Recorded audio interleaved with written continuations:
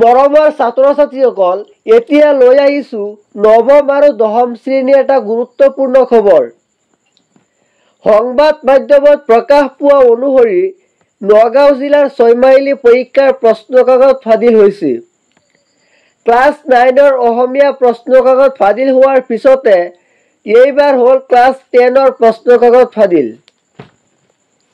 20 ছেপ্টেম্বৰ অৰ্থাৎ শনিবাৰে হ'বলগীয়া নগাঁও জিলাৰ ক্লাছ 10ৰ ইংৰাজী বিষয়ৰ প্ৰশ্নকাকত ফাদিলক লৈ তীব্ৰ প্ৰতিক্ৰিয়াৰ সৃষ্টি হৈছে। যিহেতু কুৱেশ্যন পেপাৰ লিক হ'ল, এতিয়া তেওঁলোকৰ পৰীক্ষা হ'বনে নাই? নগাঁও জিলাৰ পৰীক্ষা সন্দৰ্ভত এখন নোটিছ প্ৰকাশ কৰিছে।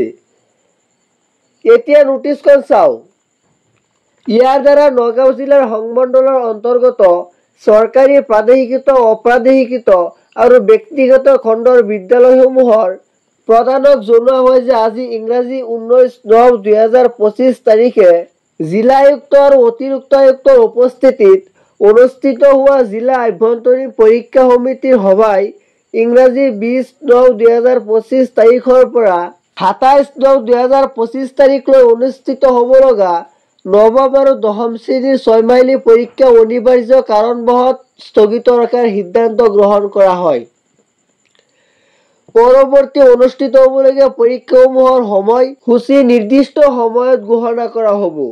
এই সময়ছোৱাত বিদ্যালয়সমূহত নৱম আৰু দশম শ্ৰেণীৰ পাঠদান নিয়মীয়াকৈ চলি থাকিব।